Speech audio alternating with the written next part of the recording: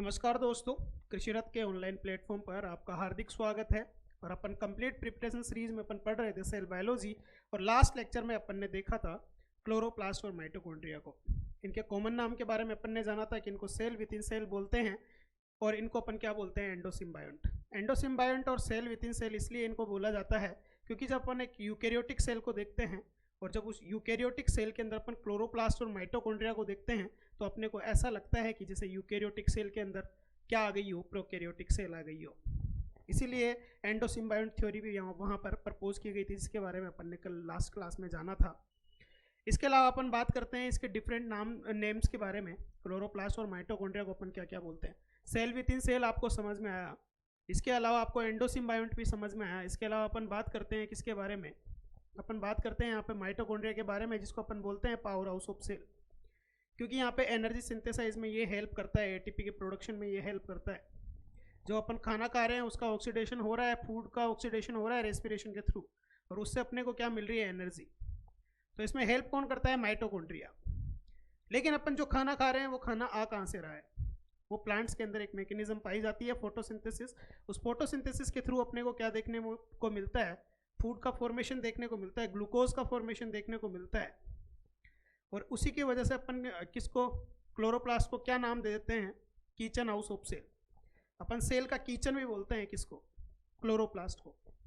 ये अपनी last class तक की बातें थी। और आज अपन पढ़ने वाले हैं यहाँ पे माइक्रोबॉडीज और सबसे बड़े सेल ऑर्गेनल, जिसके बारे में अपन बात करते हैं, जो है अपना न्यूक्लियस के बारे में। पहले मैं बात करूँगा यहाँ पे माइक्रोबॉडीज के बारे में।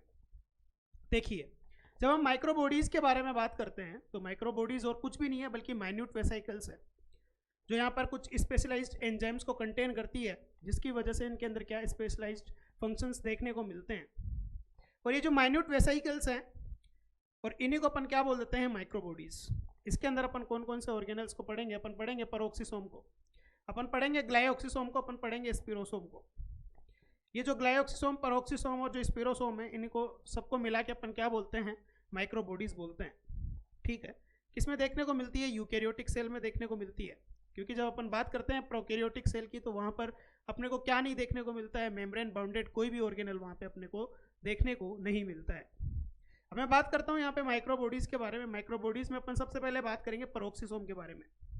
देखो, याद करो जब अपन पढ़ रहे थे एंडोमेम्ब्रेनस सिस्टम को, और एंडोमेम्ब्रेनस सिस्टम में भी अपन किसको पढ़ रहे थे, लाइसोसोम को। तो लाइसोसोम की डिस्कवरी के बारे में जब अपन बात कर रहे थे तो वहाँ पर एक साइंटिस्ट का नाम आता है क्रिश्चियन डी डवे का। मैंने वो क्लास पढ़ाते टाइम भी आप लोगों को बोला था कि ये जो क्रिश्चियन डी डवे साहब हैं, इन्होंने यहाँ पे लाइसोसोम के अलावा एक और ऑर्गेनल की खोज की थी। मैंने आपको वहाँ पे बताया भी था कि वो ऑर्गेनल और कोई नहीं बल्कि वो ऑर्गेनल अपना एक माइक्रोबॉडी का जो पार्ट है वो है अपना पेरोक्सिसोम। तो इस पेरोक्सिसोम की डिस्कवरी का जो क्रेडिट जाता है वो अपने किसको जाता है, क्रिश्चियन डी डवे साहब को जाता है। और ये पेरोक्सिसोम और लाइसोसोम की डिस्कवरी की वजह से उनको नोबेल प्राइज भी मिला था। कि आज तो अपने को ये छोटी डिस्कवरी लगती होगी, लेकिन ये उस टाइम की बड़ी डिस्कवरीज में से एक थी। इसीलिए वहाँ पर क्रिश्चियन डी डवे साहब को क्या दिया गया, नोबेल प्राइज दिया गया। अब मैं यहाँ पे बात करूँगा किसके बारे में, पेरोक्सिसोम के बारे में। देखिए, जब अपन बात करेंगे किसके बारे में, पेरोक्सिसोम के बारे में, तो यहाँ पर एक नाम जो दिख रहा है आपको, पेरोक्सिसोम। इसको पेरोक्सिसोम बोला क्यों? देखिए, पेरोक्सिसोम इसको इसलिए अपन इसको बोल रहे हैं क्योंकि इसके अंदर एक एंजाइम पाया जाता है, कैटेलेज। जो ये कैटेलेज पाया जाता है और जो अपने शरीर के अंदर मिलता है, ये जो पेरोक्साइड मिलता है H2O2, एक प्रकार से क्या है, रिएक्टिव ऑक्सीजन स्पीसीज है। ऐसी ही और भी रिएक्टिव ऑक्सीजन स्पीसीज होती हैं जिनको अपन ROS से डिनोट करते हैं। तो ये ROS रिएक्टिव ऑक्सीजन जो स्पीसीज होती हैं, ये क्या काम करती हैं, जो हमारा शरीर होता है इसमें अपने कुछ मैक्रोमोलिक्यूल्स होते हैं, उनको ब्रेक डाउन का काम करती है। जैसे DNA हो गया, जैसे लिपिड हो गया, जैसे न्यूक्लिक एसिड हो गया। न्यूक्लिक एसिड में अपन DNA को कंसिडर कर ही रहे हैं। और इसके अलावा फैट, प्रोटीन वगैरह ये हो गए। तो इनको डिस्ट्रॉय करने का काम करती हैं ये रिएक्टिव ऑक्सीजन स्पीसीज। तो अगर ये रिएक्टिव ऑक्सीजन स्पीसीज इनको डिस्ट्रॉय करने का काम कर रही है तो इसको भी तो डिस्ट्रॉय करना पड़ेगा। इसलिए अपना एक जो ऑर्गेनल है वो काम में आता है, और वो ऑर्गेनल कौन सा है, अपना पेरोक्सिसोम। क्योंकि ये पेरोक्साइड के डिग्रेडेशन में हेल्प कर रहा है, इसलिए इसका नाम क्या रख दिया जाता है, यहाँ पे पेरोक्सिसोम रख दिया जाता है। ठीक है, अब अपन इसके बारे में बात करते हैं यहाँ पे पेरोक्सिसोम के बारे में। पेरोक्सिसोम की देखो डिस्कवरी के बारे में मैंने बोला, इसकी जो डिस्कवरी का क्रेडिट है वो क्रिश्चियन डी डवे साहब को जाता है। और उनके कलीग्स ने मिलकर इसकी डिस्कवरी की थी। अब देखो मैंने क्या बोला था कि जो पेरोक्सिसोम अपन जितने भी माइक्रोबॉडीज यहाँ पे पढ़ेंगे वो सारी कैसी होगी, सिंगल मेम्ब्रेन बाउंडेड होगी। यानी कि ये ऐसा ऑर्गेनल है जिसके बाहर में अपने को सिंगल मेम्ब्रेन देखने को मिलती है। और जब मैं बात करता हूँ पेरोक्सिसोम को, मैंने आपको ये भी बताया कि ये जो मेम्ब्रेन बाउंडेड स्ट्रक्चर्स होती हैं वो अपने को कहाँ पर देखने को मिलती है, यूकैरियोटिक सेल के अंदर। ठीक है, यही चीज़ लिखी हुई है कि peroxisomes are found in all eukaryotic cells but are specially prominent in kidney and liver cells. जब अपन ह्यूमंस की बात करते हैं तो अपन ह्यूमन सेल के अंदर अपने को ये ज़्यादा कहाँ पे देखने को मिलेगी, लीवर और किडनी के अंदर। और ये जो दो ऑर्गेनल्स हैं ये अपना इनका इंपॉर्टेंस कहाँ पे होता है, एक्सक्रीशन के अंदर। ठीक है, इसके अलावा ये कहाँ देखने को मिलेगी, एल्गी के अंदर देखने को मिलेगी और photosynthetic cells of plants. Photosynthetic cells of plant अपन किसको बोलते हैं कि वो ग्रीन पार्ट से होता है और पत्तियां जो रहती हैं वो हरी रहती हैं। और पत्तियों के अंदर भी कौन सी कोशिका हमें देखने को मिलता है, अपने को मीजोफिल में। मीजोफिल में क्या देखने को मिलेगा अपने को, क्लोरोप्लास्ट। और क्लोरोप्लास्ट के अंदर अपना क्या होगा, क्लोरोफिल। ठीक है, तो ये फोटोसिंथेटिक सेल ऑफ प्लांट्स के अंदर भी अपने को क्या देखने को मिलता है, अपने को यहाँ पे देखने को मिलता है peroxisome. And in germinating seedlings, ये चीज़ याद रख लेना कि जो जर्मिनेटिंग सीडलिंग्स होते हैं उनके अंदर भी अपने को क्या देखने को मिलता है, पेरोक्सिसोम देखने को मिलता है। और plant species that stores fat in their seeds, यानी कि जो जर्मिनेटिंग सीडलिंग्स की अपन बात कर रहे हैं जिनके अंदर पेरोक्सिसोम पाया जा रहा है, उसका फंक्शन क्या होगा, वो फैट को स्टोर करने का काम करेगा। ठीक है, और इसके मेटाबॉलिज्म में यहाँ पे हेल्प करेगा। इसके अलावा जब अपन बात करते हैं यहाँ पे, ये बड़ी इंपॉर्टेंट चीज़ है पेरोक्सिसोम के बारे में। The defining characteristics of A peroxisome is the presence of catalase, यानी कि एक एंजाइम पाया जाता है कैटेलेज, जो किस में हेल्प करता है, degradation of peroxide, hydrogen peroxide. ठीक है, ये इसेंशियल होता है, ये जो कैटेलेज एंजाइम होता है ये इसेंशियल होता है किसके लिए, डिग्रेडेशन ऑफ हाइड्रोजन पेरोक्साइड के लिए। हाइड्रोजन पेरोक्साइड अपन किसको बोल रहे हैं, H2O2 को। और ये एक्चुअल में क्या है, जो मैंने आप लोगों को बताया यही है, ROS। ROS से मतलब क्या है अपना, रिएक्टिव ऑक्सीजन स्पीसीज। ये रिएक्टिव ऑक्सीजन स्पीसीज है। मैंने इसका हार्मफुल इफेक्ट बताया आपके शरीर के अंदर कि ये रिएक्टिव ऑक्सीजन स्पीसीज क्या करती हैं, जो अपने मैक्रोमोलिक्यूल्स होती हैं इनको डिस्ट्रॉय करने का काम करती है, इनको ब्रेक डाउन करने का काम करती है। अगर ये इनको ब्रेक डाउन कर देगी तो अपना शरीर सही से फंक्शन नहीं कर पाएगा, इसलिए इसका क्या है, डिग्रेडेशन करना जरूरी है। और ये डिग्रेडेशन का काम कौन करके देता है अपने को, एक माइक्रोबॉडी होती है जिसको अपन ने नाम क्या दिया, पेरोक्सिसोम। क्यों दिया इसको ये नाम, क्योंकि ये किस में हेल्प कर रही है, डिग्रेडेशन ऑफ हाइड्रोजन पेरोक्साइड में। और ये हाइड्रोजन पेरोक्साइड क्या है, रिएक्टिव ऑक्सीजन स्पीसीज। अब यहाँ पे देखो, hydrogen peroxide is a potentially toxic compound. मैंने क्या बोला कि ये पोटेंशियल टॉक्सिक कंपाउंड है, यानी कि ये रिएक्टिव ऑक्सीजन स्पीसीज है जो क्या करता है, that is formed by a variety of oxidative reactions. यानी कि अपने कुछ ऑक्सीडेटिव रिएक्शंस होती हैं जिसको कौन कैटेलाइज करता है, ऑक्सीडेज। ये भी एक तरीके से एंजाइम है, जिस तरीके से अपने पास में कौन दिखाई दे रहा है यहाँ पे, कैटेलेज। तो कैटेलेज की तरह ऑक्सीडेज भी होता है। तो कैटेलेज तो यहाँ पे क्या कर रहा है, डिग्रेडेशन कर रहा है, लेकिन जो अपना ये ऑक्सीडेज है, ऑक्सीडेज क्या करेगा, ऑक्सीडेज इसका फॉर्मेशन करेगा, किसका फॉर्मेशन करेगा, H2O2 यानी कि हाइड्रोजन पेरोक्साइड। और डिफरेंट रिएक्टिव ऑक्सीजन स्पीसीज को यहाँ पे क्या करेगा, प्रोड्यूस करेगा। और उसको जो रिएक्टिव ऑक्सीजन स्पीसीज है उनके डिग्रेडेशन में काम कौन करेगा, पेरोक्सिसोम। ठीक है, तो पेरोक्सिसोम ऐसा सेल ऑर्गेनल है जिसके पास में ऑक्सीडेज भी पाया जाता है और उसके पास में कैटेलेज भी पाया जाता है। यानी कि जो अपने पास में ऑक्सीडेज है वो प्रोड्यूसिंग का काम करेगा रिएक्टिव ऑक्सीजन स्पीसीज का, और जो अपने पास में क्या कौन सा है, कैटेलेज इसके ब्रेकडाउन में हेल्प करेगा, यानी कि डिग्रेडेशन में हेल्प करेगा। ये चीज़ याद में रख लेना। तो यहाँ पे क्या चीज़ लिखी हुई है, both catalase and the oxidase are confined to the peroxisome, यानी कि ये जो दोनों एंजाइम्स हैं वो अपने को कहाँ पे देखने को मिलते हैं, ये अपने को देखने को मिलते हैं पेरोक्सिसोम के अंदर। दस द जनरेशन एंड डिग्रेडेशन, मैंने क्या बोला कि इसके प्रोडक्शन का काम भी कौन करेगा, यानी कि जनरेशन का काम भी कौन करेगा, पेरोक्सिसोम। और इसके डिग्रेडेशन का काम भी कौन करेगा, किसके डिग्रेडेशन की बात कर रहे हैं अपन, हाइड्रोजन पेरोक्साइड या फिर डिफरेंट रिएक्टिव ऑक्सीजन स्पीसीज की बात कर रहे हैं। तो इनके डिग्रेडेशन का काम कौन करके देगा, अपने को पेरोक्सिसोम करके देगा। ये चीज़ याद में रख लेना कि इसके पास में कैटेलेज एंजाइम होता है जो रिएक्टिव ऑक्सीजन स्पीसीज या फिर हाइड्रोजन पेरोक्साइड के डिग्रेडेशन का काम करता है। ये क्वेश्चन पूछ लिया जाता है। अगर प्रोबेबिलिटी होगी पेरोक्सिसोम से क्वेश्चन पूछे जाने की तो वो यही क्वेश्चन पूछा जाएगा कि डिग्रेडेशन ऑफ हाइड्रोजन पेरोक्साइड में या फिर कैटालिसिस एंजाइम कौन से सेल ऑर्गेनेल के पास में यहाँ पे पाया जाता है। ठीक है, यहाँ तक बात समझ में आई होगी। तो यहाँ पे क्या बोल रहा हूँ कि generation and degradation of H2O2 ओकर with in the same organelle, यानी कि ऑक्सीडेज भी पाया जाएगा और कैटालेज भी पाया जाएगा, thereby protecting other parts of the cell from exposure to this harmful compounds. यानी कि अपन क्या बोल रहे हैं, ये रिएक्टिव ऑक्सीजन स्पीसीज को हार्मफुल कंपाउंड्स में कंसिडर किया जाता है, तो इनसे प्रोटेक्शन का काम कौन करके देगा अपने को, पेरोक्सिसोम करके देगा। ठीक है, यही चीज़ इसके फंक्शंस में लिखी हुई है। जब अपन बात करते हैं यहाँ पे किसके बारे में, फंक्शंस के बारे में, किसके फंक्शन के बारे में, यहाँ पे पेरोक्सिसोम के फंक्शंस के बारे में। तो यहाँ पे मेटाबॉलिज्म ऑफ पेरोक्साइड की बात करते हैं, है ना। हाइड्रोजन पेरोक्साइड की जो मेटाबॉलिज्म है उसमें हेल्प करके देता है, जिसमें क्या होगा, डिटॉक्सिफिकेशन करना हो किसका, इसका हाइड्रोजन पेरोक्साइड का, कौन सा एंजाइम करके देता है, कैटालेज, काफ़ी इंपॉर्टेंट है।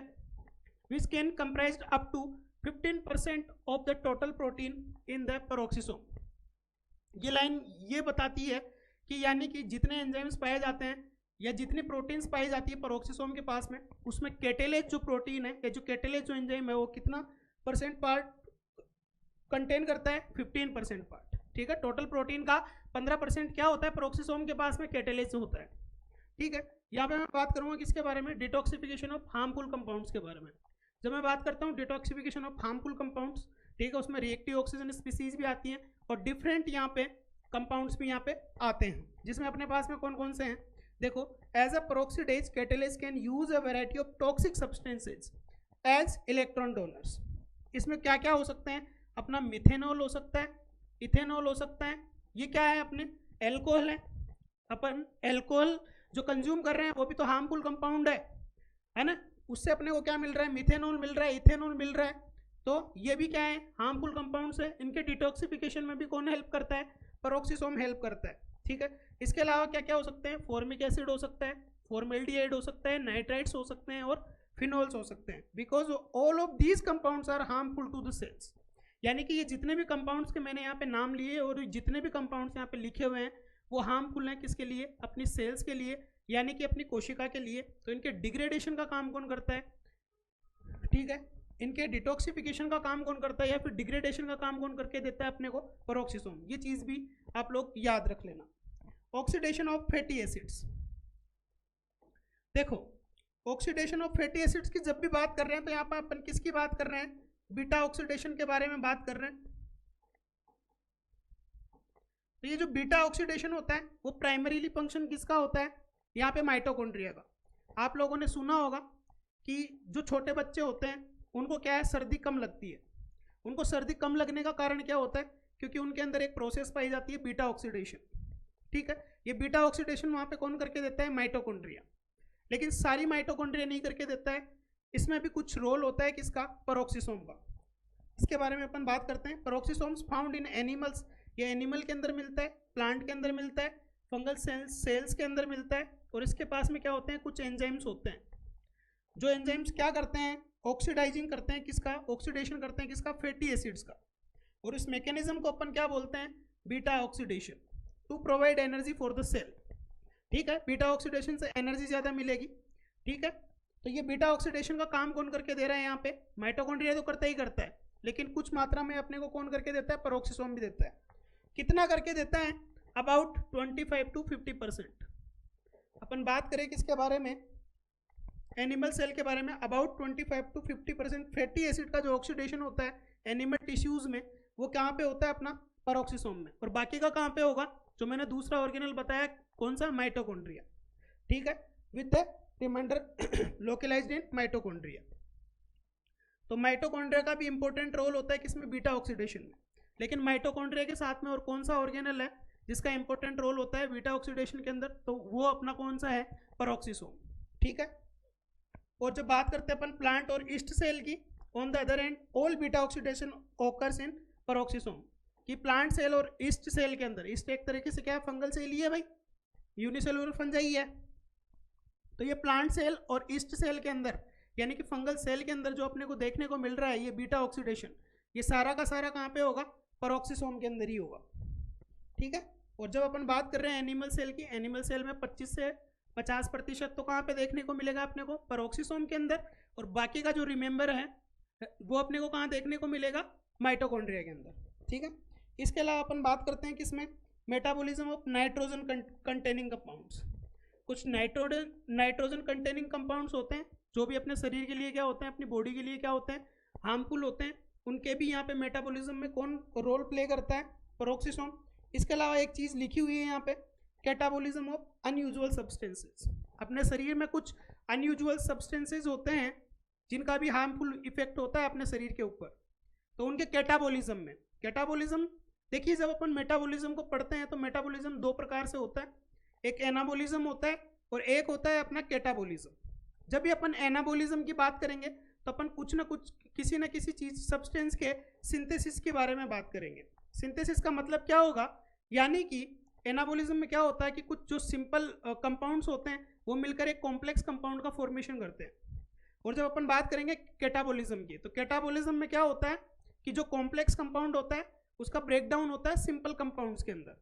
ठीक है, तो ये ब्रेकडाउन में हेल्प करता है कुछ अनयूजुअल सब्सटेंसेस के, कौन, पेरोक्सिसोम। तो ये कैटाबॉलिज्म में हेल्प करता है अनयूजुअल सब्सटेंसेस के लिए।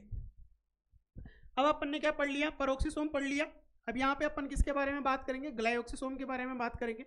देखिए ग्लाइऑक्सिसोम और कुछ नहीं है बल्कि ये एक प्रकार से स्पेशलाइज्ड पेरोक्सिसोम ही है जो किसमें पाया जाता है, प्लांट के अंदर। और प्लांट के अंदर भी अपने को स्पेशली किसके अंदर देखने को मिलता है, ये सीड के अंदर देखने को मिलता है, यानी कि बीज के अंदर देखने को मिलता है। अब बीज के अंदर इसका क्या फंक्शन है, देखो जब अपन बात करते हैं यहाँ पे सीड के बारे में, तो सीड में क्या रहेगा, सीड को भी एनर्जी चाहिए होगी जर्मिनेशन के लिए।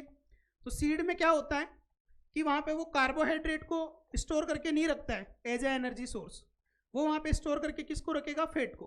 क्यों, क्योंकि फैट को रखने से क्या होगा, एक तो एनर्जी भी ज़्यादा मिलेगी और एक उसको जगह भी कम चाहिए होगी। ठीक है, और वाटर की रिक्वायरमेंट भी क्या होगी, कम होगी।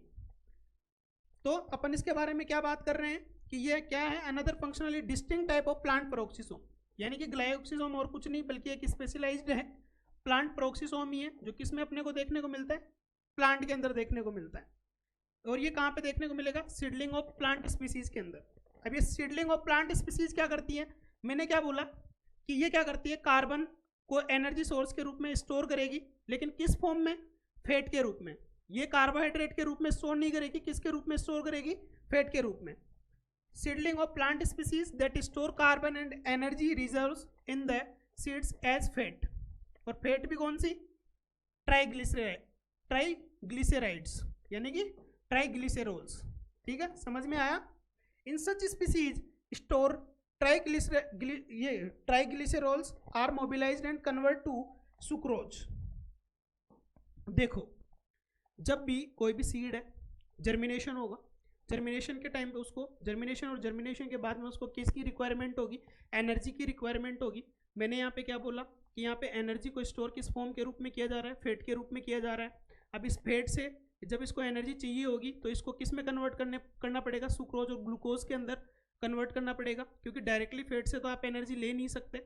ठीक है, तो इस मैकेनिज्म को अपन क्या बोलते हैं, देखिए यहाँ पे एक चीज़ आती है ग्लूकोनियोजेनेसिस।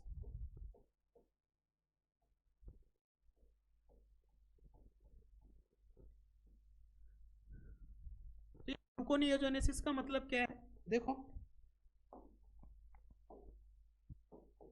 दो टर्म आती है यहाँ पे, एक तो ग्लूकोजेनेसिस और एक ग्लूकोनियोजेनेसिस।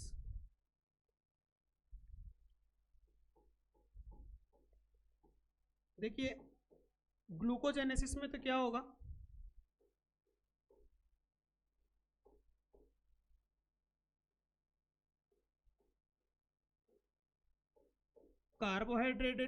कार्बोहाइड्रेट सोर्सेज से किसका फॉर्मेशन होगा, कार्बोहाइड्रेट का ही फॉर्मेशन होगा।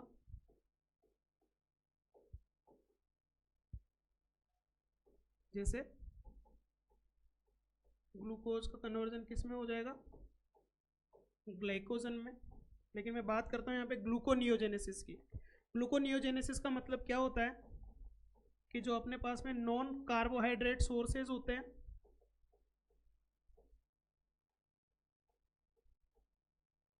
नॉन कार्बोहाइड्रेट सोर्सेज से अपन क्या बनाएंगे, कार्बोहाइड्रेट बनाएंगे।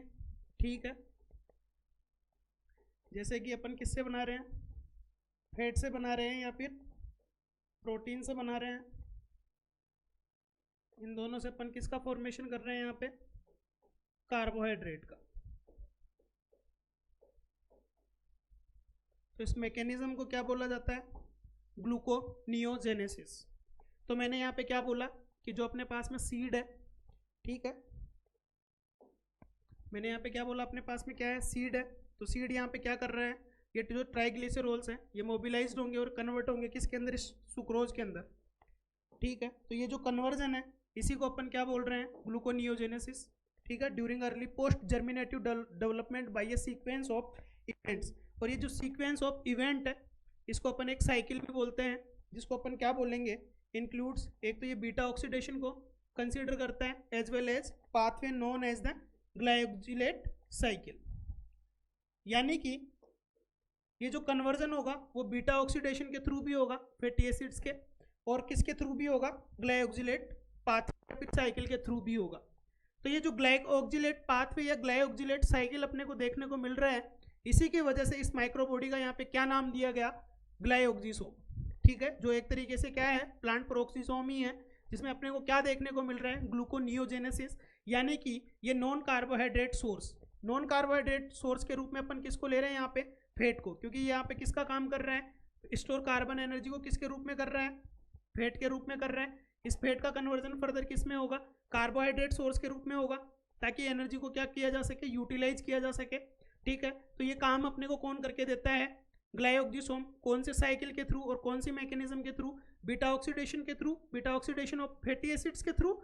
और अपने को दूसरी चीज एक साइकिल देखने को मिलती है इसमें, वो अपने पास में कौन सी है, ग्लाइकोजिलेट साइकिल्स, जिसकी वजह से इसका नाम क्या दे दिया जाता है यहाँ पे, ग्लाइकोजिसोम।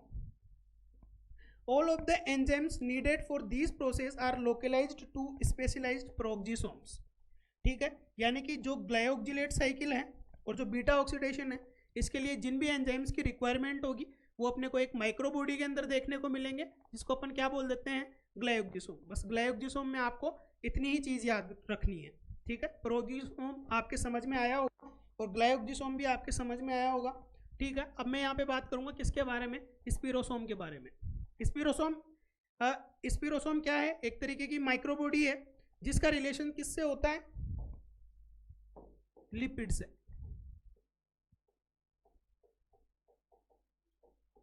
यानी कि जब भी स्पिरोसोम का नाम आए उसका रिलेशनशिप आप किससे कर दीजिएगा,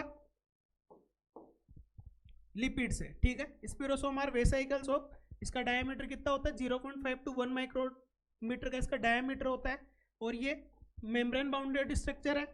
तो माइक्रोबॉडी में मैंने आपको कितनी मेम्ब्रेन बताई, सिंगल मेम्ब्रेन। ठीक है, और इसमें मैंने क्या बोला, इसका रिलेशनशिप किससे है, लिपिड से। तो इसके अंदर अपने को क्या देखने को मिलता है, 98% लिपिड यहाँ पे देखने को मिलती है।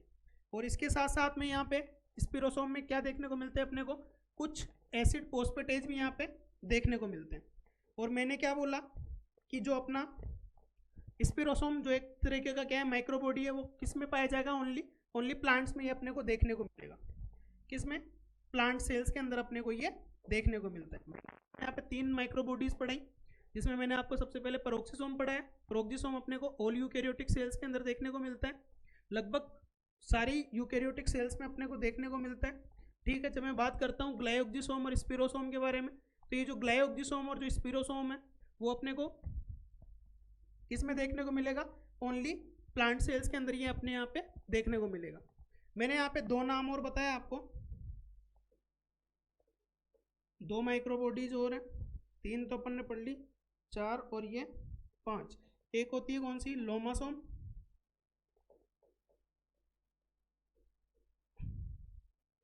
और एक होती है अपनी कौन सी, ट्रांसोसोम। ठीक है, तो ये जो ट्रांसोसोम होती है वो किसी भी जो बर्ड्स होते हैं उनके अंदर जो योग का प्रोडक्शन होता है उसमें हेल्प करते हैं। ठीक है, और जो लोमासोम होते हैं वो यहाँ पे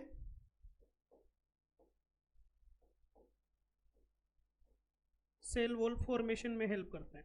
ठीक है, इतनी सी चीज़ याद रख लेगा। अब ये दोनों याद नहीं रखो तो भी कोई दिक्कत वाली बात नहीं है। अब मैं यहाँ पे अपने एक इम्पोर्टेंट सेल ऑर्गेनेल के बारे में बात करूँगा, जिसको अपन यहाँ पे क्या बोल रहे हैं, न्यूक्लियस बोल रहे हैं। ठीक है, तो इन न्यूक्लियस के जो डिस्कवरी का क्रेडिट जाता है वो किसको जाता है, रॉबर्ट ब्राउन को। 1831 के अंदर उन्होंने इसकी डिस्कवरी की थी, किसकी, न्यूक्लियस की। ठीक है, तो अपन जब बात करते हैं न्यूक्लियस के बारे में, nucleus as a cell organelle, nucleus को सबसे पहले सेल ऑर्गेनल के तौर पे किसने बताया था, रॉबर्ट ब्राउन ने। कब, 1831 के अंदर। फिर बाद में इसका जो मटेरियल होता है न्यूक्लियस का, उसको स्टेन किया गया बेसिक डाई से।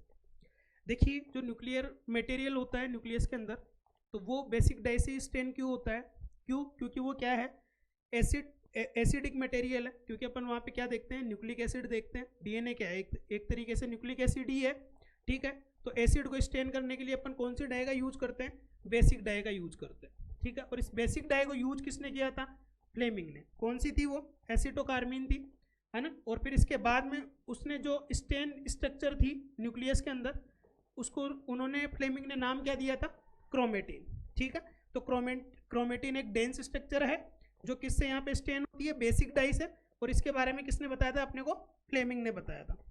ठीक है, मैं बात करता हूँ यहाँ पे न्यूक्लियस के बारे में। न्यूक्लियस कैसा ऑर्गेनल है, अभी अपन इसकी स्ट्रक्चर देखेंगे तो इसके अंदर कितनी मेम्ब्रेन होती है, डबल मेम्ब्रेन होती है। ये चीज़ मैंने आपको तब भी बताई थी जब अपन माइटोकॉन्ड्रिया और क्लोरोप्लास्ट को वहाँ पे पढ़ रहे थे। ठीक है, तो ये क्या करता है, कंट्रोल ऑल सेलुलर मेटाबॉलिज्म, यानी कि जितनी भी अपने शरीर के अंदर सेलुलर मेटाबॉलिज्म्स होती हैं उनको कंट्रोल करने का काम कौन करता है, ये न्यूक्लियस ही करता है। ठीक है, इसीलिए न्यूक्लियस को और अदर नाम क्या दे दिया जाता है, इसको सेल का कंट्रोलर भी बोल दिया जाता है या फिर सेल का डायरेक्टर भी बोल दिया जाता है। ठीक है, क्योंकि इसके पास में क्या होती है, सारी जेनेटिक इन्फॉर्मेशन होती हैं, और इस जेनेटिक इन्फॉर्मेशन के थ्रू ये किसको कंट्रोल करता है, डिफरेंट मेटाबॉलिज्म रिएक्शंस को कंट्रोल करता है। इसके बारे में अभी बताऊंगा कि ये कैसे करता है। ठीक है, importance of nucleus in control of heredity. ठीक है, यानी कि ये हेरिडिटी को भी कंट्रोल करता है। हेरिडिटी और इनहेरिटेंस क्या है, मतलब जो आपके कैरेक्टर्स हैं वो वन जनरेशन से दूसरी जनरेशन में जा रहे हैं, तो वो काम भी कौन करके देता है, अपना जेनेटिक मटेरियल। और जेनेटिक मटेरियल कहाँ पे प्रेजेंट है, वो अपना न्यूक्लियस के अंदर प्रेजेंट है। और इस चीज़ के बारे में कि ये कंट्रोल करता है हेरिडिटी को, ग्रोथ को और मेटाबॉलिज्म को, इस चीज़ के बारे में किसने बताया था, और एक एक्सपेरिमेंटली यहाँ पे प्रूव किया था किसने, हेमरलिंग ने। हेमरलिंग ने सबसे पहले ये बताया था कि जो अपना न्यूक्लियस है उसका रोल है हेरिडिटी के अंदर भी है, एक ऑर्गेनिज्म की ग्रोथ के अंदर भी है, और एक ऑर्गेनिज्म के डेवलपमेंट के अंदर भी है। यानी कि ये जो सारी चीज़ें अपने को देखने को मिल रही है वो किसकी वजह से देखने को मिलती है, अपने को न्यूक्लियस की वजह से ही ये देखने को मिलती है। और ये एक्सपेरिमेंट उन्होंने किस पे किया था, ये एक्सपेरिमेंट उन्होंने किया था एसिटाबुलेरिया पे। ये एसिटाबुलेरिया क्या है भाई, ये सिंगल सेल्ड लार्जेस्ट एल्गी है जो किस में आते हैं, अपनी प्रोटिस्टा के अंदर आती है। ठीक है, जो एसिटाबुलेरिया है वो अपनी क्या है, सिंगल सेल्ड लार्जेस्ट एल्गी है। तो इस पे एक्सपेरिमेंट किसने किया, हेमरलिंग ने। और हेमरलिंग ने क्या बताया कि जो ये न्यूक्लियस है वो अपनी हेरिडिटी को कंट्रोल करता है, इसके अलावा ये अपनी ग्रोथ को कंट्रोल कर रहा है, और इसके अलावा ये अपने डेवलपमेंट को भी क्या कर रहा है, यहाँ पे कंट्रोल कर रहा है। देखो अब यहाँ पे अपन स्ट्रक्चर के बारे में बात करते हैं।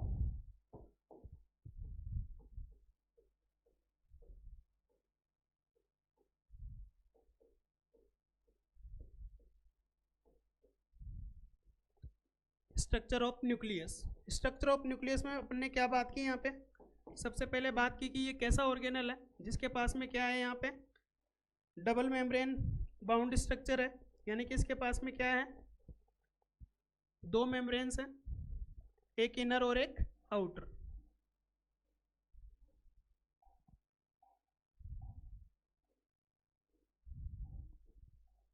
यह आपकी न्यूक्लियस की स्ट्रक्चर बन रही है।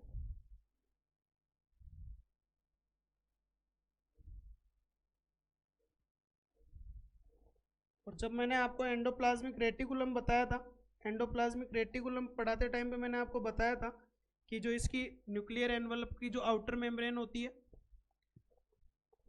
उसी से क्या प्रोड्यूस होती है, अपनी एंडोप्लाज्मिक कुलम, रेटिकुलम,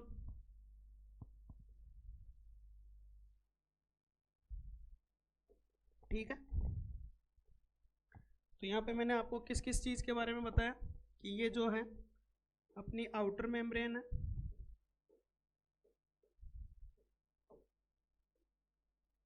ये जो है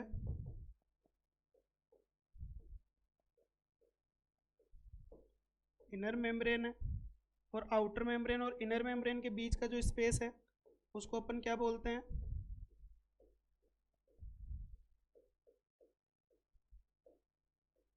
पेरीन्यूक्लियर स्पेस भी यहाँ पे बोल देते हैं। ये जो अपने को डिसकंटिन्यूअस स्ट्रक्चर दिख रही है सेल में इसकी न्यूक्लियर मेम्ब्रेन की, इसको अपन क्या बोल देते हैं, एनपीसी, जिसको अपन क्या बोलेंगे, न्यूक्लियर और कॉम्प्लेक्स। अब इस न्यूक्लियस के अंदर की जो स्ट्रक्चर है इसको क्या बोला जाता है,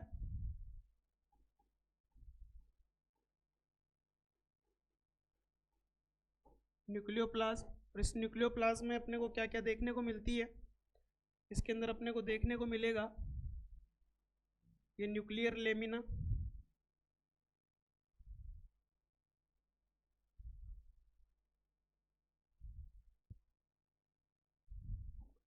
इसके अलावा अपने को क्या देखने को मिलेगा इसके अंदर,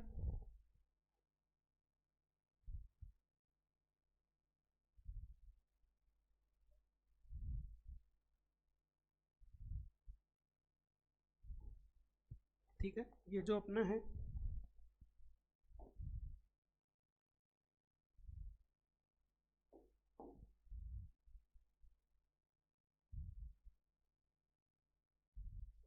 ये अपन न्यूक्लियस की स्ट्रक्चर को देख रहे हैं, जिसमें अपने को क्या क्या चीज़ें देखने को मिल रही है। ये जो स्ट्रक्चर है ये क्या है, न्यूक्लियर लेमिना। अब इसके फंक्शन के बारे में अपन बात करेंगे। और इसके अलावा जो ये अपने को ये जो धागे नुमा संरचना दिखाई दे रही है ये अपना जेनेटिक मटेरियल है, जिसको अपन यहाँ पे क्या नाम दे रहे हैं, क्रोमेटिन। क्योंकि ये जो अपन स्ट्रक्चर देख रहे हैं वो किसकी है, इंटरफेज वाले न्यूक्लियस की है, जिसकी वजह से अपने को जो जेनेटिक मटेरियल है वो किस फॉर्म में दिखाई देगा, यहाँ पे क्रोमेटिन में। जब अपन सेल डिवीजन में जाते हैं और सेल डिवीजन के डिफरेंट फेजेस में जाते हैं, एम फेज के अंदर जब अपन बात करते हैं तो वहाँ पे अपने को ये क्रोमेटिन किस फॉर्म के रूप में दिखाई देता है, ये कंडेंस होकर किसका फॉर्मेशन कर लेता है, क्रोमोजोम का, ठीक है। अपन क्रोमोजोम पे एक लेक्चर लेंगे, उसके अंदर अपन ये सारी चीज़ें डिस्कस करेंगे। इसके अलावा अपने को ये देखो डॉट के रूप में जो स्ट्रक्चर दिखाई दे रही है वो क्या है, न्यूक्लियोलस, ठीक है। तो ये न्यूक्लियोलस है। न्यूक्लियोलस का काम क्या होता है, ये आरएनए का प्रोडक्शन का काम करती है, और किसको प्रोड्यूस और किसकी फैक्ट्री भी इसको बोला जाता है। ये जो न्यूक्लियोलस है यही अपनी क्या है, राइबोसोम फैक्ट्री है।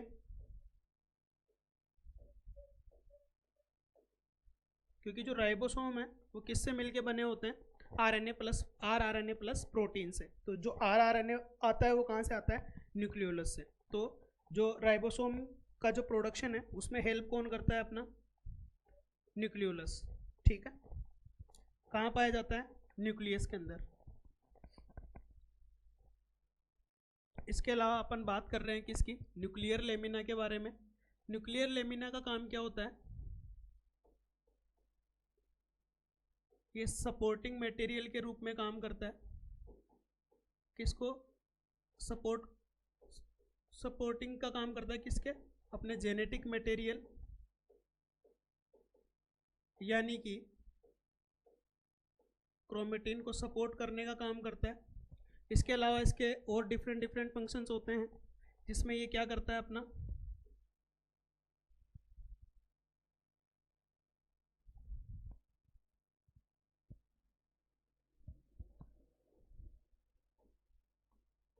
अपन न्यूक्लियर लेमिना के फंक्शन की बात कर लेते हैं।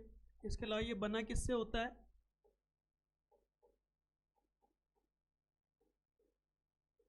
लेमिन प्रोटीन से यहाँ पे ये बना होता है। इसके अलावा इसका फंक्शन क्या होता है, ये फंक्शन करता है, एक तो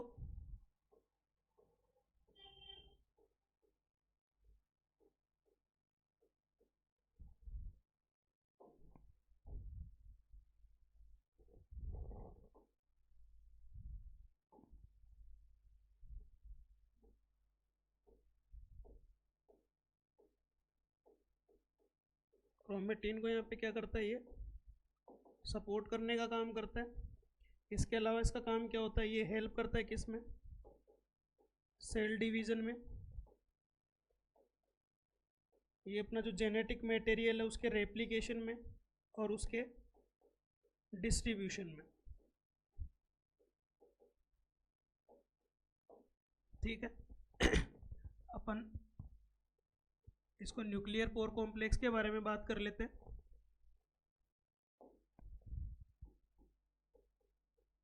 एनपीसी, अपन ने इसको क्या बोला, न्यूक्लियर पोर कॉम्प्लेक्स। देखो न्यूक्लियर पोर कॉम्प्लेक्स क्या है,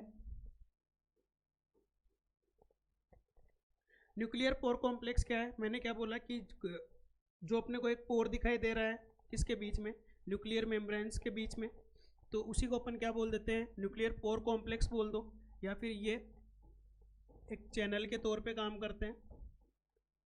ठीक है, किससे फॉर्मेशन होता है इसका, किसके बने होते हैं, ये भी अपने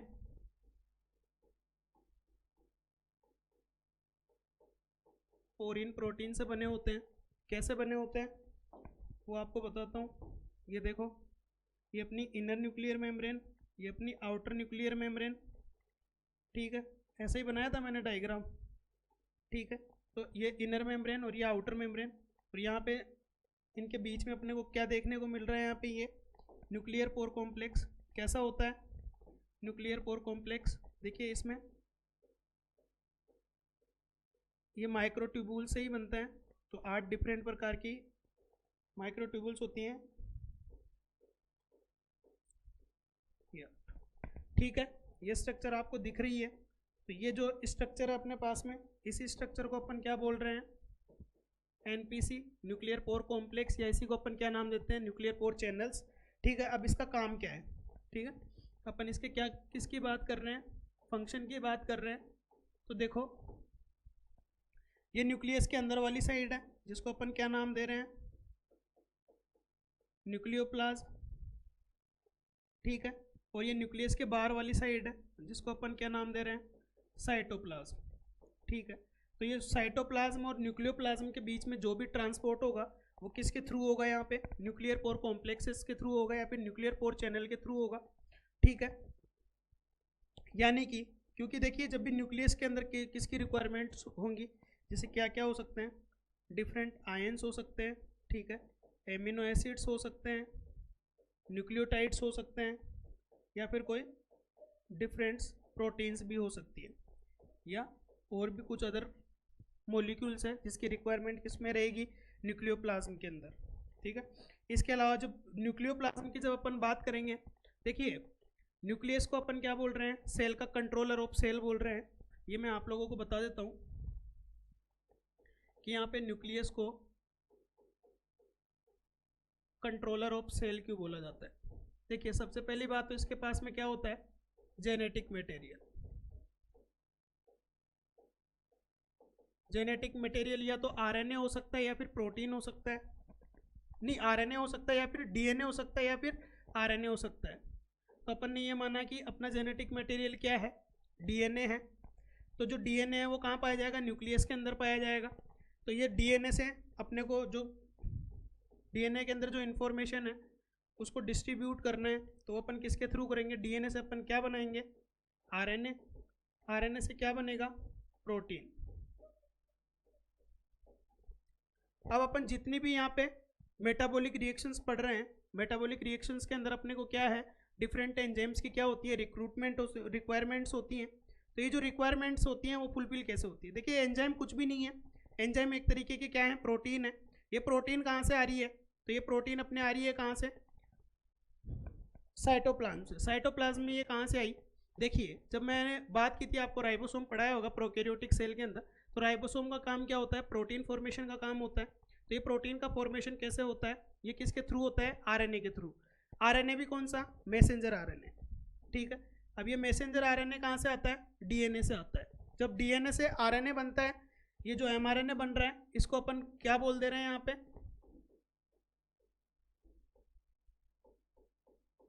ट्रांसक्रिप्शन।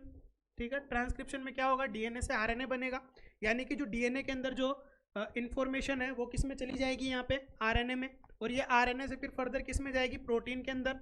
ठीक है, तो ये प्रोटीन, आरएनए से जो प्रोटीन बन रही है उस प्रोसेस को अपन क्या बोल रहे हैं, यहाँ पे ट्रांसलेशन बोल रहे हैं। ठीक है, तो ये प्रोटीन बन रही है, और ये प्रोटीन ही फर्दर आगे किसका फॉर्मेशन करेगी, यहाँ पे एंजाइम्स का। और ये एंजाइम्स किस में काम आते हैं, डिफरेंट मैकेनिज्म्स में या डिफरेंट रिएक्शंस के अंदर, डिफरेंट मेटाबॉलिक रिएक्शंस के अंदर अपने को वो जो रिएक्शंस होती हैं वो सारी क्या होती हैं, एंजाइमेटिक रिएक्शंस होती हैं। ठीक है, और एंजाइम के बारे में मैंने क्या बताया, ये प्रोटीन ही है। प्रोटीन कहाँ से आ रही है, एमआरएनए से। एमआरएनए कहाँ से आ रहा है, डीएनए से। तो ऐसे ही क्या होता है, इन्फॉर्मेशन कहाँ से, डीएनए से आरएनए में जाएगी, और आरएनए से किस में जाएगी, प्रोटीन में। और ऐसे जो अपनी सेलुलर मेटाबॉलिज्म है उसको क्या किया जाएगा, कंट्रोल किया जाएगा। इसीलिए अपन न्यूक्लियस को क्या बोलते हैं, सेल का कंट्रोल रूम भी बोलते हैं,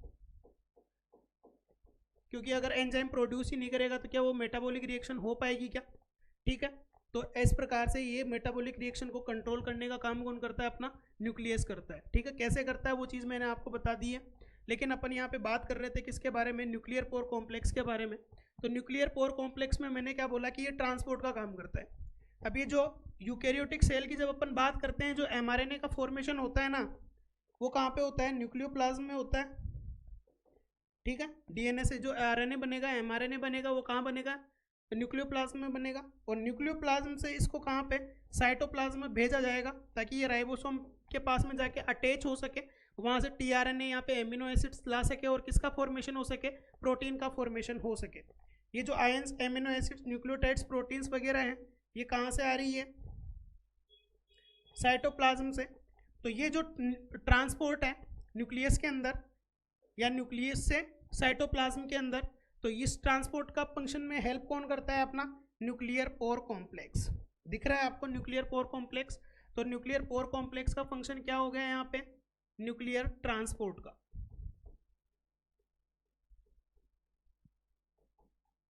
और इसका इंपॉर्टेंस कैसे है वो आपको वहां पे समझ में आया होगा, उससे आप कोरिलेट कीजिएगा इसको। ये न्यूक्लियस की स्ट्रक्चर अपन ने पढ़ ली। ठीक है, न्यूक्लियर लेमिना के बारे में जाना, न्यूक्लियोलस के बारे में जाना कि ये क्या है, राइबोसोम की फैक्ट्री है। अभी न्यूक्लियोसोम की भी अपन अलग से पढ़ेंगे स्ट्रक्चर को। क्रोमेटिन के बारे में अपन जब क्रोमोजोम का लेक्चर पढ़ेंगे उसके अंदर अपन क्रोमेटिन, क्रोमोजोम, इन सारे टर्म्स को अच्छे से क्या करेंगे, डिस्क्राइब करेंगे। ये इनर मेम्ब्रेन है ना, और ये कौन सी है, आउटर मेम्ब्रेन। इन दोनों के बीच का स्पेस क्या है, पेरीन्यूक्लियर स्पेस है। अब आपको ये भी समझ में आया होगा कि न्यूक्लियर पोर कॉम्प्लेक्स क्या काम करता है। ठीक है, ये स्ट्रक्चर भी आप लोगों ने पढ़ ली। अभी अपन यहाँ पे बात करते हैं स्ट्रक्चर ऑफ इंटरफेज न्यूक्लियस की। देखो मैं यहाँ पे ये भी लिख सकता था स्ट्रक्चर ऑफ न्यूक्लियस, लेकिन मैंने यहाँ पे ये चीज़ क्यों लिखी, स्ट्रक्चर ऑफ इंटरफेज न्यूक्लियस। ये चीज़ अपन ने इसलिए लिखी है क्योंकि अगर आप इंटरफेज में देखोगे तो अपने को न्यूक्लियस की वेल डेवलप्ड स्ट्रक्चर दिखेगी। उसके बाद में अपन इंटरफेज के बाद में अपन किस में जाएंगे, एम फेज में। एम फेज में क्या आती है, प्रोफेज, मेटाफेज, एनाफेज और टीलोफेज। जब अपन बात करते हैं प्रोफेज के बारे में, प्रोफेज में क्या होता है, जो न्यूक्लियर मेम्ब्रेन होती है वो क्या होने लग जाती है, डिसअपीयरिंग होने लग जाती है। तो उस टाइम पे अपन इसकी स्ट्रक्चर को अच्छे से नहीं पढ़ पाते हैं, इसलिए अपन न्यूक्लियस की स्ट्रक्चर को कहाँ पे पढ़ते हैं, इंटरफेज के अंदर, क्योंकि इंटरफेज में अपने को वेल डेवलप्ड न्यूक्लियस आराम से दिखाई देता है। उसके बाद में वो क्या, डिसअपीयरिंग होना स्टार्ट हो जाता है। ठीक है, इंटरफेज न्यूक्लियस की जब भी अपन स्ट्रक्चर की बात करते हैं, मैंने आपको क्या बोला कि nucleus of cell when it is not dividing. अपन इसको कब पढ़ेंगे, जब ये डिवाइड नहीं हो रहा होगा, क्योंकि एम फेज के अंदर न्यूक्लियस डिवाइड होता है। ठीक है, न्यूक्लियस के अंदर जो जेनेटिक मटेरियल है वो क्या होता है, डिवाइड होता है, तब अपन इसको नहीं पढ़ते हैं। अपन इसको तब पढ़ते हैं जब ये डिवाइड नहीं हो रहा है। ठीक है, अपन इसकी स्ट्रक्चर की बात करते हैं। मैंने आपको स्ट्रक्चर बताई, स्ट्रक्चर में अपन बाहर से अंदर की ओर जा रहे थे, जिसमें अपन अपने को सबसे बाहर की ओर क्या दिखाई देखने को मिल रही थी, न्यूक्लियर मेम्ब्रेन, जिसको अपन क्या बोल देते हैं, कैरियोथिका भी बोल देते हैं, या फिर इसी को अपन क्या बोल देते हैं, न्यूक्लियर एनवलप। चाहे वो आउटर हो सकता है, इनर हो सकता है। इसके बाद में अपने को क्या देखने को मिलेगा, न्यूक्लियर मैट्रिक्स। न्यूक्लियर मैट्रिक्स को मैंने क्या नाम दिया था वहाँ पे, न्यूक्लियोप्लाज्म। इसी न्यूक्लियोप्लाज्म को अपन क्या बोल सकते हैं, कैरियोलिम्ब भी बोल सकते हैं या कैरियोप्लाज्म भी बोल सकते हैं। क्यों, क्योंकि कैरियोन का मतलब भी क्या होता है, न्यूक्लियस ही होता है। ठीक है, इसके अलावा मैंने बात की यहाँ पे न्यूक्लियर, जो न्यूक्लियोप्लाज्म है उसके अंदर अपने को क्या दिखाई दे रहा है, क्रोमेटिन नेट दिखाई दे रहा है, जो कि अपना क्या है, जेनेटिक मटेरियल है। ठीक है, इसके अलावा अपने को क्या दिखाई दे रही है, न्यूक्लियोलस, लिटिल न्यूक्लियस है ना, ये जो न्यूक्लियोलस है इसको अपन लिटिल न्यूक्लियस के नाम से भी जानते हैं। और मैंने इसका इंपॉर्टेंट फंक्शन बताया था कि ये किसका फॉर्मेशन करने में हेल्प करती है, राइबोसोम का, इसलिए इसको क्या बोला जाता है, राइबोसोम। राइबोसोम को क्या बोलते हैं, प्रोटीन फैक्ट्री। और राइबोसोम फैक्ट्री किसको बोलते हैं यहाँ पे अपन, न्यूक्लियोलस को। ठीक है, तो इस टर्म में अपने को क्या नहीं होना है, कंफ्यूज नहीं होना है। ठीक है, जब अपन इंटरफेज वाली सेल को देखते हैं, उसके अंदर जब अपन न्यूक्लियस को देखेंगे तो अपने को न्यूक्लियस कैसा दिखाई देगा, ऐसा दिखाई देगा। ठीक है, ये पूरी कोशिका है, एक कोशिका के अंदर जो ये स्ट्रक्चर आपको दिखाई दे रही है, इसी को अपन क्या बोल रहे हैं, न्यूक्लियस। और न्यूक्लियस के अंदर भी ये जो डेंस स्ट्रक्चर अपने को दिखाई दे रही है, इसको अपन क्या बोल रहे हैं यहाँ पे, न्यूक्लियोलस। ठीक है, और जो ये न्यूक्लियोलस है ये किस में हेल्प करती है, राइबोसोम के फॉर्मेशन में, इसलिए इसको क्या बोलते हैं अपन, राइबोसोम फैक्ट्री बोल देते हैं। अब आप देखो न्यूक्लियस की स्ट्रक्चर को, जैसा मैंने पढ़ाया वैसा है कि नहीं है। देखो जब अपन यहाँ पे माइक्रोस्कोप के अंदर देखते हैं तो अपने को ऐसी स्ट्रक्चर देखने को मिलती है। इसके अंदर अपने को क्या देखने को मिल रही है, ये न्यूक्लियर एनवलप देखने को मिल रहा है, दिख रहा है आपको न्यूक्लियर एनवलप, जिसमें आउटर मेम्ब्रेन और इनर मेम्ब्रेन दोनों हैं। ठीक है, इसके अलावा आपको ये जेनेटिक मटेरियल दिख रहा होगा, इसमें ढंग से नहीं दिखेगा, इसके अंदर आपको दिखेगा। और इसमें यहाँ पे दो टर्म लिखी हुई है, यूक्रोमेटिन और हेट्रोक्रोमेटिन, अभी बताता हूँ इसके बारे में भी। और ये जो आपको ये डेंस स्ट्रक्चर दिख रही है, इसको अपन क्या नाम दे रहे हैं, न्यूक्लियोलस। ठीक है, एक मिनट,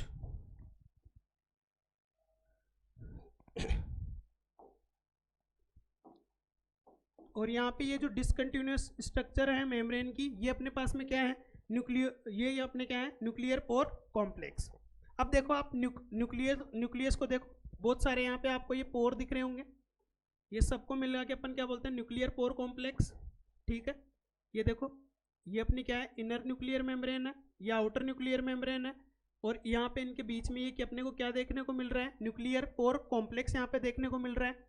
ये जो यहाँ पे अपने को देखने को मिल रहा है, इसको अपन ने क्या बोला, न्यूक्लियर लेमिना। ये न्यूक्लियर लेमिना क्या काम करती है, क्रोमेटिन को सपोर्टिंग का काम करती है। इसके अलावा अपने को ये जो बीच में स्ट्रक्चर दिखाई दे रही है बड़ी सी न्यूक्लियस के अंदर, उसको अपन ने क्या बोला, न्यूक्लियोलस। न्यूक्लियोलस का काम मैंने बताया, राइबोसोम फैक्ट्री बोलते हैं इसको। और इसके अलावा ये जो धागे नुमा संरचना आपको दिख रही है, ये पूरे न्यूक्लियस के अंदर, इसको अपन क्या बोल रहे हैं, क्रोमेटिन बोल रहे हैं। ठीक है, ये बताऊंगा मैं क्रोमेटिन क्या होता है, क्रोमोसोम क्या होता है, ये क्रोमोसोम वाले चैप्टर में अपन डिटेल में डिस्कस करेंगे।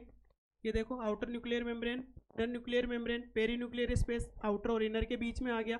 और ये आउटर और इनर को मिला के अपन क्या बोलते हैं, न्यूक्लियर एनवलप। मैंने क्या बोला यहाँ पे कि जो अपनी आउटर न्यूक्लियर एनवलप है उससे क्या प्रोड्यूस होता है यहाँ पे, ER यानी कि एंडोप्लाज्मिक रेटिकुलम। ठीक है, ये साइटोसोलिक साइड है और ये न्यूक्लियोप्लाज्म वाली साइड है। ठीक है, इनके बीच में ट्रांसपोर्ट का काम किसके थ्रू होता है, न्यूक्लियर पोर कॉम्प्लेक्स के थ्रू। आपको अच्छे से समझ में आई होगी इसकी स्ट्रक्चर। अब देखो न्यूक्लियर मेम्ब्रेन के बारे में क्या चीज़ें लिखी हुई है। देखिए nuclear membrane forms a barrier between the materials present inside the nucleus and that of the cytoplasm. यानी कि जो अपना साइटोप्लाज्म है और जो अपना न्यूक्लियोप्लाज्म है, उसके बीच में बैरियर का काम कौन करके दे रही है, यही न्यूक्लियर मेम्ब्रेन करके दे रही है। Outer membrane usually remains continuous with the endoplasmic reticulum and also bears ribosome on it. मैंने जब आपको एंडोप्लाज्मिक रेटिकुलम पढ़ाई थी, वहाँ पे पढ़ाया था रफ एंडोप्लाज्मिक रेटिकुलम। तो ये जो रफ एंडोप्लाज्मिक रेटिकुलम है, ये कहाँ से बन रही है, आउटर न्यूक्लियर मेम्ब्रेन से ही बन रही है। ठीक है, तो ये जो आउटर न्यूक्लियर मेम्ब्रेन है वो कंटिन्यूस रहती है, कहाँ पे, एंडोप्लाज्मिक रेटिकुलम के रूप में।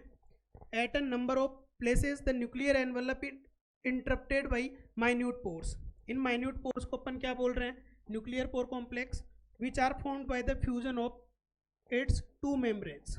ठीक है, देखा ये एक मेम्ब्रेन, ये दो मेम्ब्रेन, और इनके बीच में क्या है, ये अपना क्या, न्यूक्लियर पोर कॉम्प्लेक्स। ठीक है, इनके फ्यूजन से बन रहा है। These nuclear pores are the passage through which movement of RNA and protein molecules takes place in both directions. मैंने बोला कि न्यूक्लियोप्लाज्म साइटोप्लाज्म से कुछ लाना होगा तो भी न्यूक्लियर पोर कॉम्प्लेक्स के थ्रू आएगा, और मैंने क्या बोला कि न्यूक्लियोप्लाज्म से कुछ बाहर की तरफ जाएगा, वो भी किसकी वजह से ही जाएगा, यहाँ पे न्यूक्लियर पोर कॉम्प्लेक्स की वजह से। तो यानी कि ये दोनों डायरेक्शन में ट्रांसपोर्ट का काम यहाँ पे देखने को मिलता है by help of nuclear pore complex. The nuclear pore is guarded by a octagonal discoid structure of nucleoplasmin protein. ठीक है, मैंने आपको बताया था कि ये जो ऑक्टागोनल डिस्कोइड स्ट्रक्चर्स होती हैं, देखो अपन फिर से उसके स्ट्रक्चर पे जाते हैं। ये देखो मैंने 1 2 3 4 5 6 7 8 स्ट्रक्चर यहाँ पे बनाई है, 1 2 3 4 5 6 7 8। ठीक है, तो यही चीज़ वहाँ पे वो बोलना चाह रहा है कि जो न्यूक्लियर पोर होता है वो किससे प्रोटेक्ट होता है, इस ऑक्टागोनल स्ट्रक्चर से होता है। ठीक है, the inner side of inner nuclear membrane is lined by nuclear lamina. ठीक है, यहाँ पे क्या देखने को मिलता है अपने को, nuclear lamina. This structure is formed by filaments of lamin protein. मैंने यही बताया आप लोगों को कि ये जो न्यूक्लियर लेमिना है किससे बना होता है, लेमिन प्रोटीन से यहाँ पे ये बना होता है। Electron microscopy has revealed that the nuclear envelope which consist of 2 parallel membranes यानी कि न्यूक्लियर एनवलप जो है उसके पास में अपने को 2 पैरेलल मेम्ब्रेन्स देखने को मिल रही हैं, जिसमें अपन एक को आउटर मेम्ब्रेन बोल रहे हैं और एक को अपन क्या बोल रहे हैं, इनर मेम्ब्रेन बोल रहे हैं, called the perinuclear space. यानी कि इन दोनों के बीच में जो स्पेस है अपने पास में उसको अपन क्या बोल दे रहे हैं, पेरी न्यूक्लियर स्पेस यहाँ पे बोल दे रहे हैं। अब मैं बात करूँगा किसके बारे में, न्यूक्लियोप्लाज्म और कैरियोलिम्ब के बारे में। ठीक है, न्यूक्लियोप्लाज्म के बारे में मैंने क्या बोला, न्यूक्लियोप्लाज्म और nuclear shape is a ground substance of nucleus. यानी कि जो फ्रूट सब्सटेंस है उसका न्यूक्लियस का, वो यहाँ पे क्या है, is a group substance of nucleus which is a complex colloidal formed of A number of chemicals. Like इसके अंदर अपने को क्या कौन कौन से केमिकल्स देखने को मिल सकते हैं, न्यूक्लियोटाइड्स देखने को मिल सकता है, न्यूक्लियोसाइड्स देखने को मिल सकते हैं। अब ये न्यूक्लियोटाइड्स क्या है, न्यूक्लियोसाइड्स क्या है, जब अपन डीएनए की स्ट्रक्चर को पढ़ेंगे तब एक न्यूक्लियोसाइड्स न्यूक्लियोटाइड्स सबकी स्ट्रक्चर को आराम से देखेंगे। एटीपी क्या है, प्रोटीन और एंजाइम्स, ये सब अपने को कहाँ पे देखने को मिलते हैं, न्यूक्लियोप्लाज्म के अंदर देखने को मिलते हैं। इसके अलावा न्यूक्लियोप्लाज्म में अपने को क्या देखने को मिलेगा, एक डेंस स्ट्रक्चर देखने को मिल रही थी जिसको अपन क्या बोल रहे हैं, क्रोमेटिन, एक धागेनुमा जो संरचना है, एंड न्यूक्लियोलस। ठीक है, ये दोनों स्ट्रक्चर कहाँ पे पड़ी रहती है, न्यूक्लियोप्लाज्म के अंदर पड़ी रहती हैं, आर कंपोनेंट्स ऑफ न्यूक्लियोप्लाज्म। अब मैं बात करूँ किसके बारे में, क्रोमेटिन नेट के बारे में। मैंने जब लेक्चर स्टार्ट किया था न्यूक्लियस के बारे में बताया था, तो जो न्यूक्लियस के अंदर जो अपना जेनेटिक मटेरियल है वो क्रोमेटिन के रूप में पाया जा रहा है। और ये क्रोमेटिन के बारे में सबसे पहले कौन से साइंटिस्ट ने यहाँ पे बताया था, फ्लेमिंग ने यहाँ पे बताया था। ठीक है, ये चीज़ याद रखना। Interphase nucleus has a loose and indistinct network of nucleoprotein fibres. ठीक है, nucleoprotein fibres called chromatin. Chromatin क्या है, न्यूक्लियो प्रोटीन फाइबर्स हैं विच एम्बेडेड इन न्यूक्लियोप्लाज्म, जो कहाँ पे बिखरे हुए पड़े रहते हैं, न्यूक्लियोप्लाज्म के अंदर।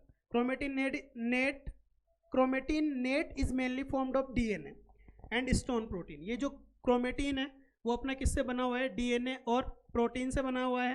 प्रोटीन भी यहाँ पे कौन सी बोल रहा है, यहाँ पे ये स्टोन प्रोटीन। यानी कि जब अपन स्टोन प्रोटीन और इनके बारे में कब जानेंगे, जब अपन किसकी पैकेजिंग को पढ़ेंगे, डीएनए की पैकेजिंग को। डीएनए की packaging by help of protein ही होती है और उसी से क्यों कौन सी स्ट्रक्चर का फॉर्मेशन होता है, क्रोमेटिन का फॉर्मेशन होता है। और फर्दर कंडेंस होकर यही क्रोमेटिन क्या बनाता है, क्रोमोसोम बनाता है। ठीक है, डिटेल डिस्कशन करेंगे जब क्रोमोसोम वाला लेक्चर आएगा अपना। Chromatin fibres contains genetic information. मैंने क्या बोला, क्रोमेटिन फाइबर्स किससे बने हुए हैं, डीएनए से बने हुए हैं। डीएनए को अपन ने क्या बोला है, जेनेटिक मटेरियल। और जेनेटिक मटेरियल होगा तो उसके पास में क्या होगा, यहाँ पे ये क्या करेगा, contain genetic information and condense to form chromosomes. यही चीज़ मैंने आप लोगों को बताई।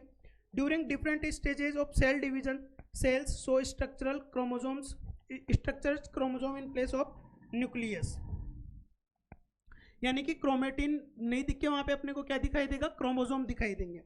Chemically chromatin consist of DNA, RNA, stone protein, basic proteins. जो ये स्टोन प्रोटीन है इसको अपन ने क्या बोला है, बेसिक प्रोटीन्स बोला है। ठीक है, क्योंकि अपना डीएनए की नेचर क्या है, एसिडिक नेचर है। ठीक है, तो यहाँ पे उसके लिए अपने को कौन सी प्रोटीन्स यूज करनी पड़ेगी, बेसिक प्रोटीन्स, जो कौन सी अपने पास में स्टोन प्रोटीन्स हैं। और इसके अंदर कौन से एमिनो एसिड्स ज़्यादा देखने को मिलते हैं, लाइसिन और आर्जिनिन। ठीक है, एंड नॉन स्टोन प्रोटीन्स भी अपने को यहाँ पे क्या देखने को मिलती है अपने न्यूक्लियोप्लाज्म के अंदर। अब यहाँ पे बात करते हैं अपन क्रोमेटिन नेट के बारे में। देखिए जब अपन क्रोमेटिन की बात करते हैं तो क्रोमेटिन अपने को यहाँ पे दो फॉर्म में देखने को मिलता है। जब यहाँ पे ये डायग्राम अपने पास में आया था वहाँ पे लिखा हुआ था यूक्रोमेटिन और हेट्रोक्रोमेटिन।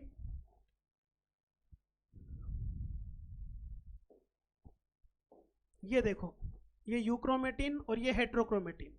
आप देख पा रहे होंगे जो यूक्रोमेटिन है वो अपने को व्हाइट स्ट्रक्चर के रूप में दिखाई दे रहा है, ठीक है। और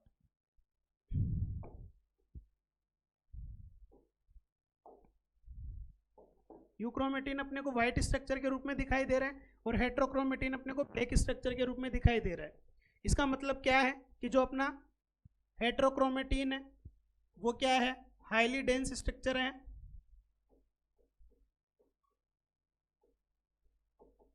और हेट्रोक्रोमेटिन के कंपैरिजन में अपना यूक्रोमेटिन क्या है,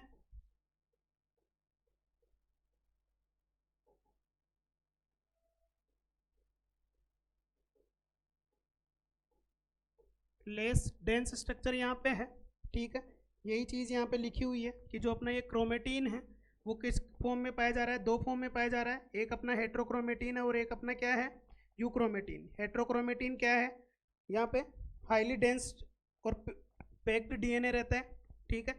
और यहाँ पे जो लूज स्ट्रक्चर होती है उसको अपन क्या बोलते हैं, यूक्रोमेटिन,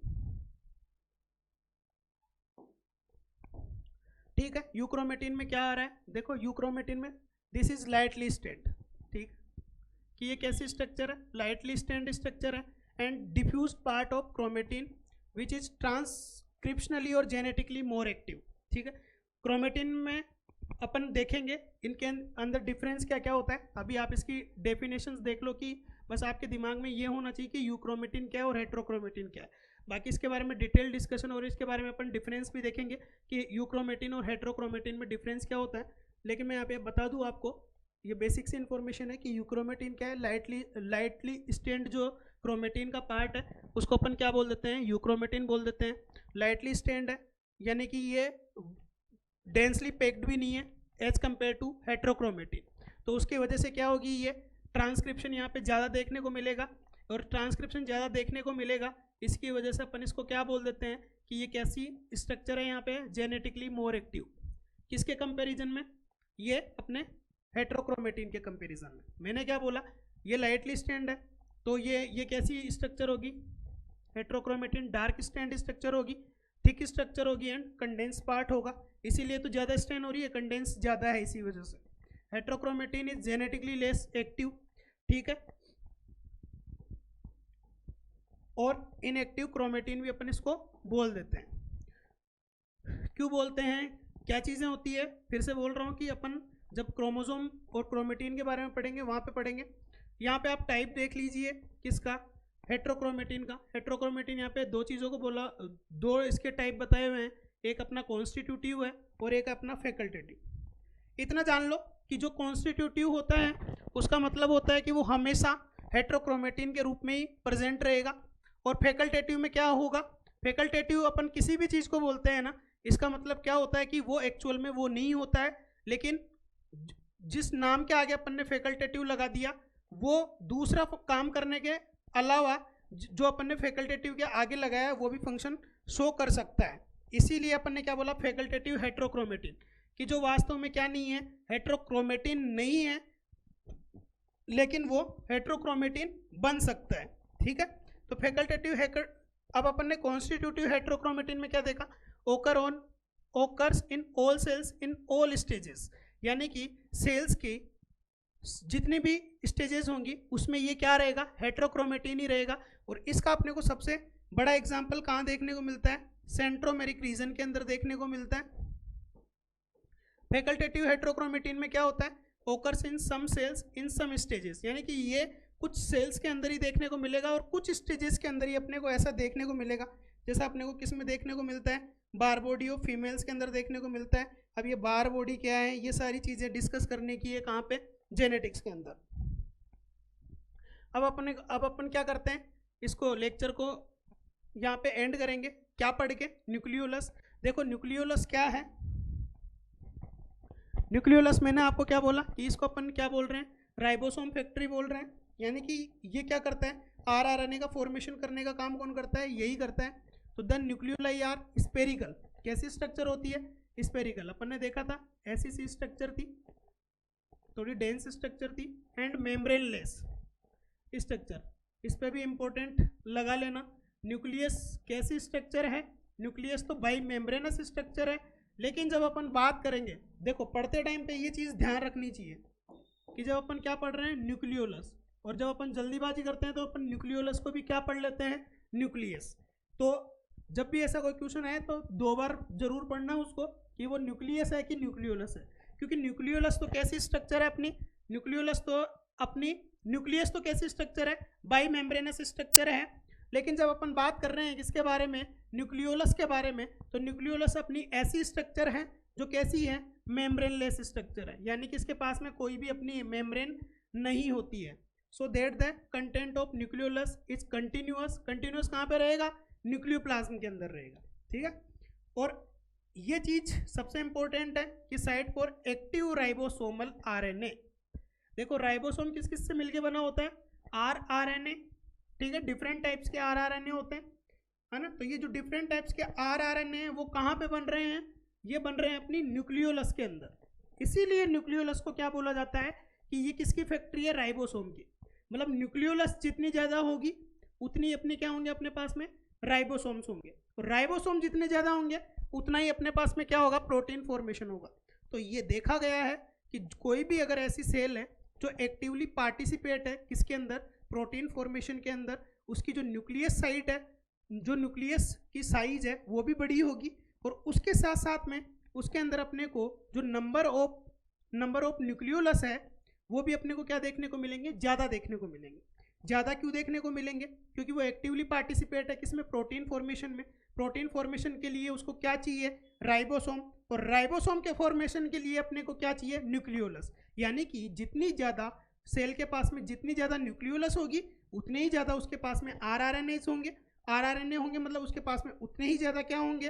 राइबोसोम्स होंगे। और राइबोसोम जितने ज़्यादा होंगे उतनी उसके पास में क्या होगी? प्रोटीन होगी। ये चीज़ आपको यहाँ पे समझ में आई होगी कि ये क्या है? Nucleolus usually attach. मैंने क्या बोला कि अगर कोई सेल के अंदर अपनी क्या ज़्यादा है? न्यूक्लियोलस, तो इसका मतलब आप ये समझ जाओ कि वो एक्टिवली पार्टिसिपेट है किसमें?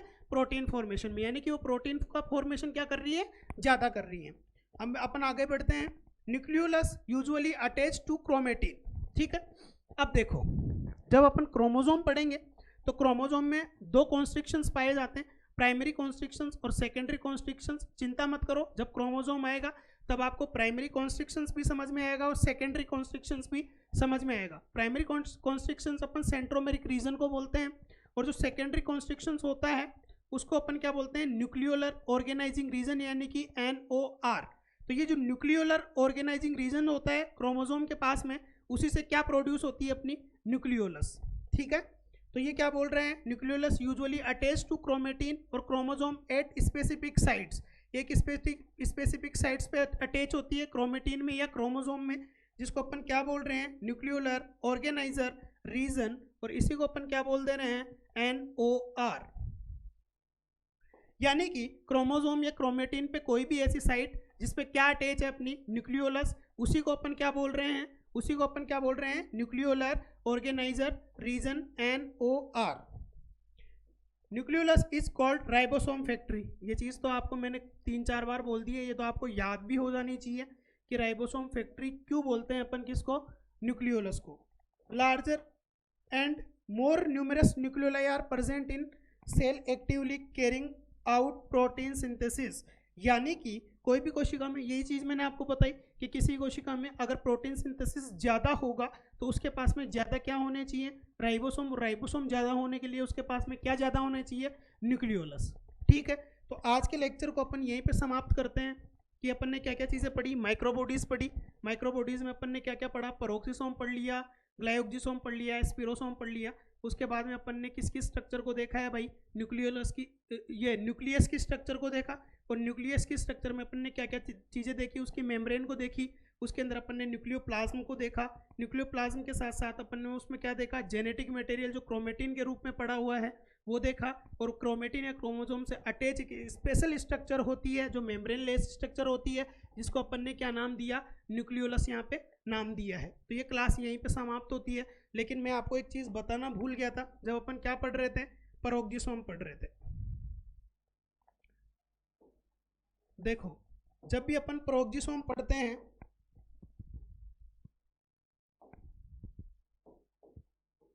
जब भी अपन क्या पढ़ते हैं, पेरोक्सिसोम्स पढ़ते हैं, तो पेरोक्सिसोम का एक फंक्शन और होता है,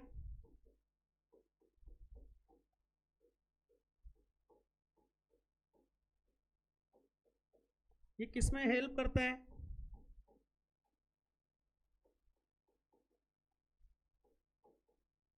फोटो रेस्पिरेशन में।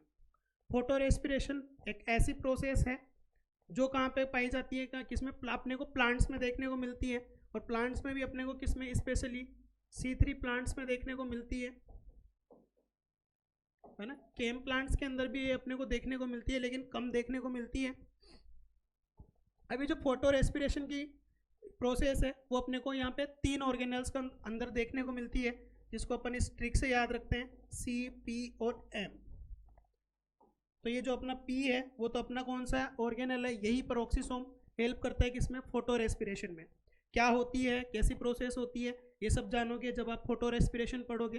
कहाँ पर, प्लांट फिजियोलॉजी के अंदर। अब ये जो C है, C का मतलब क्या है, क्लोरोप्लास्ट। फोटो रेस्पिरेशन में एक्टिवली कौन कौन पार्टिसिपेट करता है, क्लोरोप्लास्ट करता है, पेरोक्सिसोम करता है, और इसके साथ में कौन करता है, माइटोकॉन्ड्रिया। ठीक है, तो आप लोगों को मैंने इसका मेन फंक्शन तो बताया था क्या, पेरोक्साइड के डिग्रेडेशन में ये हेल्प करता है। रिएक्टिव ऑक्सीजन जो स्पीसीज होती है ROS, उनके डिग्रेडेशन में हेल्प करता है। लेकिन इसका प्लांट्स के अंदर एक फंक्शन और अपने को देखने को मिलता है, जिसको अपन ने क्या बोला है, फोटो रेस्पिरेशन। और फोटो रेस्पिरेशन में एक्टिवली पार्टिसिपेट करता है 2 डिफरेंट ऑर्गेनल्स, जो अपने पास में कौन से हैं, क्लोरोप्लास्ट और माइटोकॉन्ड्रिया। तो क्लोरोप्लास्ट और माइटोकॉन्ड्रिया के साथ साथ ये फोटो रेस्पिरेशन में इंपॉर्टेंट रोल प्ले कौन करता है, अपना पेरोक्सिसोम करता है। ठीक है, यही चीज़ बताने की थी जो बताना भूल गया था मैं। तो इसी के साथ में आज का ये जो अपना चैप्टर है वो कंप्लीट होता है।